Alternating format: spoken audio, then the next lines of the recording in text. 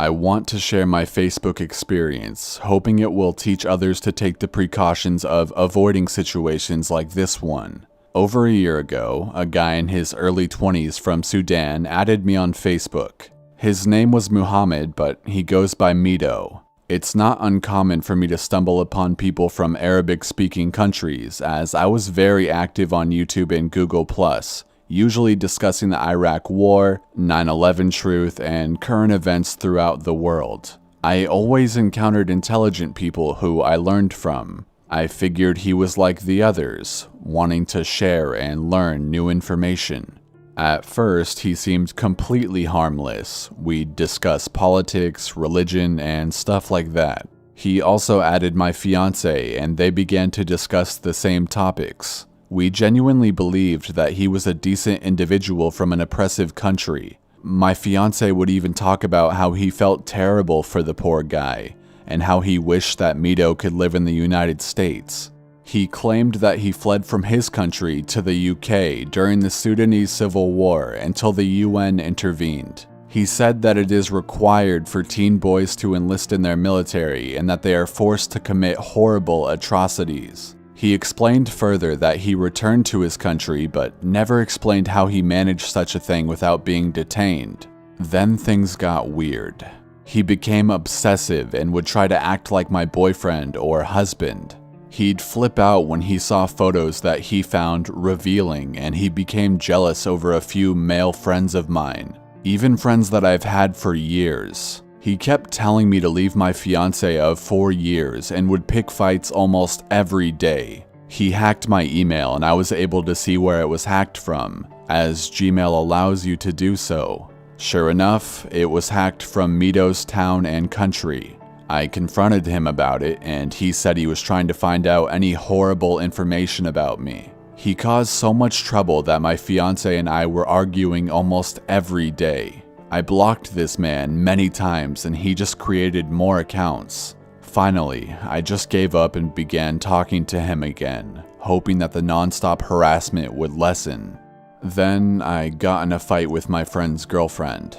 I became upset and told Mido about it. Mind you, my friend's girlfriend is insane.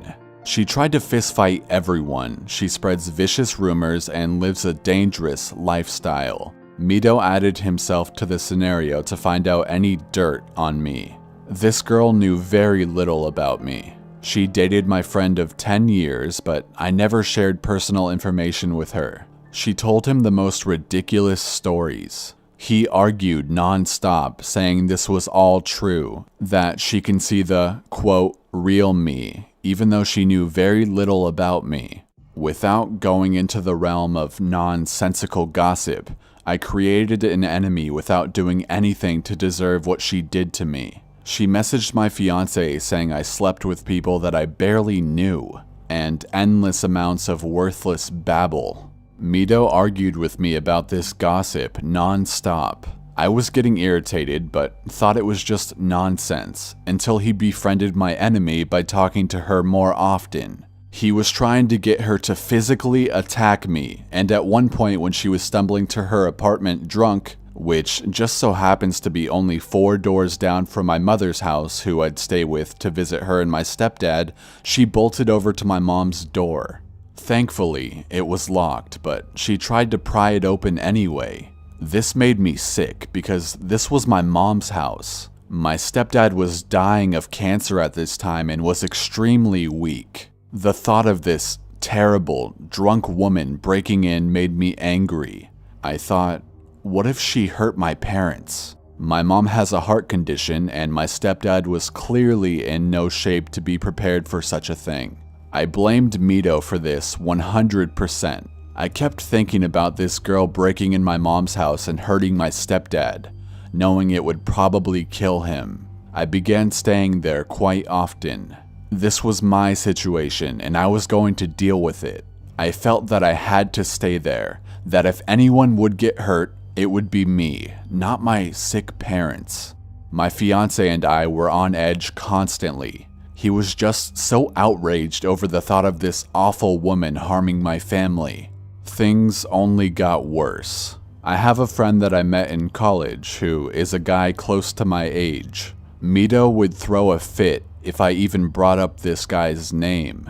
My fiance knew this friend, and he was, and still is, comfortable with this. So I couldn't understand, why is Mito flipping shit when even my own fiance is content with this friendship? Unfortunately, it didn't stop there. This asshole made a fake Facebook account claiming that I sent Mito nude pictures. He explained that he's a friend of Mito's and that he witnessed the pictures. When my fiance and I called him out, telling him that we knew it was him, he messaged us again, claiming the same story, but he changed the details. This time, Mito claimed that I begged him to let me send pictures of me naked to him, but he declined. He sent screenshots which were clearly fake. It was a conversation between Mito and I. The time was set for last year, and the timestamps were backwards. For example, message 1 at 8:30 p.m., message 2 at 8:15 p.m. The language in the messages, supposedly sent from me, were typed in broken English. As an American, I never use such poor English. Mito often spoke in poor English since it was a second language for him. At first, my fiance believed it, until he sat down and calmly reviewed the screenshots. After we pointed out the inconsistencies in the screenshots, Mito then switched his story again, claiming this was last year. My fiance then reviewed his Facebook messages to last year, and we were all three in a group chat during the alleged time and date. His story was falling apart, and he became incredibly angry by this. He even added my 14-year-old cousin on Facebook, thinking she would believe this nonsense. And she knew that I would never try to be with Mito, especially from another country. Thankfully, I kept the messages from him and was able to prove what was happening if I needed to. Then came the pregnancy scare. We thought for sure that I was pregnant. Mito became incredibly terrifying. He demanded that I leave my fiance and have an abortion. His threats became very much real when it was causing physical problems in my life. My hair was falling out, I was crying all the time, I was scared to check any notifications, and when my mom mentioned the fact that he could even be in the United States, I was just filled with fear. He really could be here, I thought. His location services were always turned off. He began threatening to come here and kill me, and it all got worse when I blocked him for months. My fiance attends college, and a few months back, someone painted threatening messages all over it. The reason everyone became terrified is because ISIS was spray painted on a rock as well. The rock is something that they have at the university for students to paint. Its purpose is for them to have a way to express themselves artistically. It's basically a loud graffiti. It's large, and it's displayed in the walkway on campus. Not only did they spray paint ISIS, they also spray painted "France deserves destruction." Now, keep in mind, this was shortly after the Paris attacks that left many innocent people dead. So, of course, they took the threats very seriously. I believed it was done on purpose to blame my fiance. It was found early in the morning when my fiance was in bed with me at my mother's an hour away until 5 p.m. when I brought him to his campus. Later on, the FBI knocked on my fiance's door looking for him. I was terrified. I thought they would try to blame him as he is a practicing Muslim. He was on campus, which I told them. They assured me that he wasn't in any trouble and they picked him up. It turned out they needed information, hoping it would provide a lead. Of course, my fiance complied and helped them anytime they asked. Later on, an account named Fake Account, obviously fake account, began messaging my fiance, blaming him for the rock that was spray painted. The user claimed to know for a fact, which is impossible because he didn't do it. My fiance forwarded everything to the FBI and they went forward.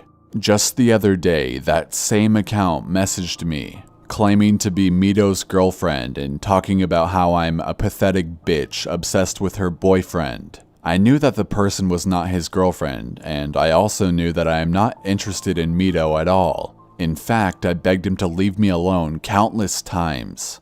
Then, the other day, that same account tried to add me and I got him to admit it.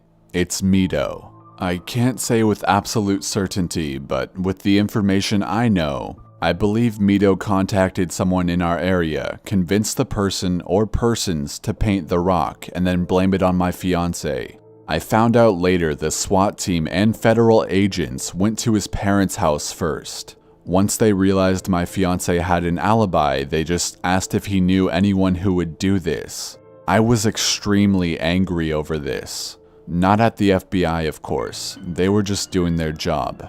None of us take any terror threat lightly, especially since 9/11. I was angry at Mito.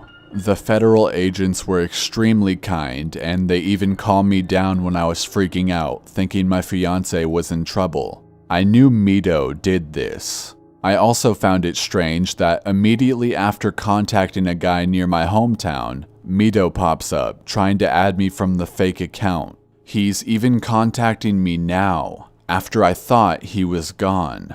Hopefully, I can get him to leave me alone. Even now, I'm terrified that Mito, or someone working for him, will come hurt me. The man I believe is associated with him claims to have many weapons, including explosives. Of course, we handed over all of this information to the proper authorities. One can only hope that he is just bluffing, but in our world, we know that's unlikely. We've had countless terror attacks and lives lost. All I ask is that you be careful out there. The internet is very much real, and you don't always know who's out there. It's a very good idea to have heavier privacy settings on Facebook and avoid adding strangers. I fear for my life, and I have a good reason to. The authorities even called me to express concern for my safety, as well as my fiancé's. I'm hoping to get my story out there for others to learn from it. Nobody deserves to go through this, especially when the person could possibly be a terrorist.